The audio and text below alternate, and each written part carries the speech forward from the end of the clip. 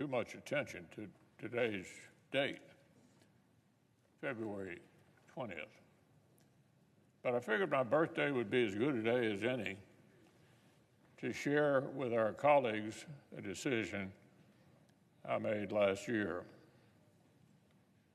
During my time in the Senate, I've only really answered to two constituencies: the Republican Conference and the people of Kentucky. Over the years, the first group trusted me to coordinate campaigns, to count votes, to steer committees, to take the majority, and on 9 occasions, to lead our conference. Serving as a Republican leader was a rare and, yes, rather specific childhood dream. And just about a year ago, I thanked my colleagues for their confidence, which allowed me to fulfill it. To the distinguished members of this body, I've had the privilege to lead, and I remain deeply, deeply grateful. Today, however, it's appropriate for me to speak about an even deeper allegiance and even longer-standing gratitude. 7 times, my fellow Kentuckians have sent me to the Senate. Every day in between, I've been humbled by the trust they placed in me to do their business right here. Representing our Commonwealth has been the honor of a lifetime. I will not seek this honor an 8th time. My current term in the Senate will be my last. I've been a student of history my entire life. I can't remember the last time I didn't have a stack of biographies or political memoirs on my nightstand. And I know well how tempting it can be to read history with a sense of determinism. Assuming that somehow notorious failures were inevitable, that crowning triumphs were predestined, and in either case, that lives and careers followed orderly paths. This, of course, isn't how things work. And I've never had to look further than my own life to recognize it. I've never lost sight of the fact that without my mother's devoted care, a childhood encounter with polio could have turned out a lot worse.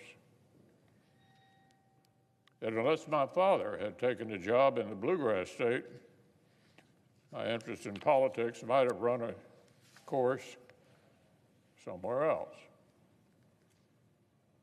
But if it weren't for an 11th hour outside-the-box idea on the campaign trail, my Senate career would have been over before it began. Or that, if not for the people of Kentucky, time and again, agreeing that leadership delivers and electing me to send back here, it would have been someone else from somewhere else taking that seat at the table where I've had a chance to work, strategize, fight, and win. I grew up reading about the greatness of Henry Clay, but there were times when the prospect of etching my name into his desk in this chamber felt like more of a long shot than making it to the major leagues. I got a front row seat to the greatness of Senator John Sherman Cooper of Kentucky as a summer intern in his office. But at so many moments in my early career, the idea of following in his footsteps felt more distant than the moon. So the only appropriate thing to take away today, apart from a healthy dose of pride, is my immense gratitude for the opportunity to take part in the consequential business of the Senate and the nation. Gratitude to the people I represent, Kentucky's families and farmers and miners and service members and small business owners. Gratitude to loyal friends, dedicated volunteers, and talented staff who've helped me serve much better. Gratitude to this institution that has repaid my devotion so generously over the years, and to so many colleagues who've become great friends. Gratitude for my family's support. And in particular, my ultimate teammate and confidant of the last 32 years. Elaine's leadership and wise counsel in their own right have made her the most seasoned cabinet official in modern history. On top of all that, her devotion to me and to Kentucky is a lot more than I deserve. When I arrived at this chamber, I wasn't coming with a governor's statewide executive experience or a House member's appreciation for Washington dynamics. I knew my hometown of Louisville, and I'd spent the previous few years working hard to learn what mattered to folks all across the rest of the Commonwealth. And yet, within weeks of swearing the oath, sure enough, I was here on the floor talking with colleagues from other far-flung corners of the country, discussing solutions to a farm income crisis and infrastructure challenge that affected different states in the same way. I learned quickly that delivering for Kentucky meant finding the ways the Commonwealth's challenges were actually tied to national debates. Seeing to it that major agriculture legislation remembered Kentucky farmers and particularly included when they needed extraordinary assistance, like the tobacco buyout. Making sure that nationwide steps on transportation infrastructure included resources for modernizing the Brent Spence Bridge, which supports billions of dollars in economic activity in Kentucky and the surrounding region. And with the trust of a local community, finishing the task first assigned by President Reagan, the safe destruction of America's legacy chemical weapons at the Bluegrass Army Depot. So efforts like these have spanned the length of my Senate career, and I've been humbled each and every opportunity to help Kentucky punch above its weight. Of course, the Senate has to grapple with foundational questions that reach even more broadly across American life and either further into posterity.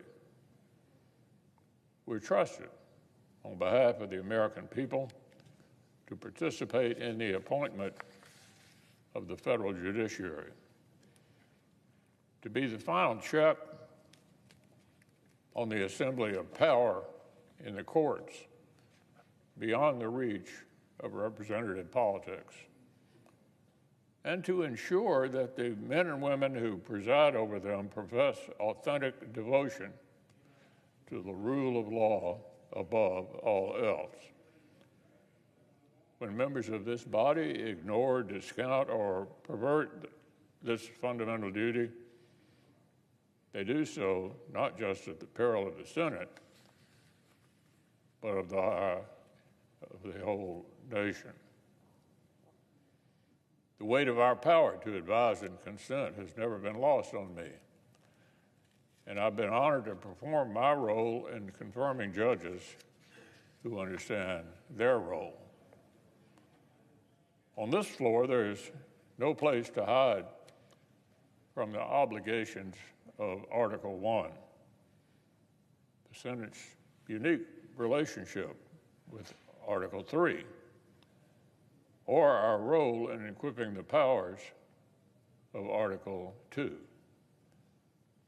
Here, every debate over agriculture or infrastructure or education or taxes is downstream of the obligations of national security.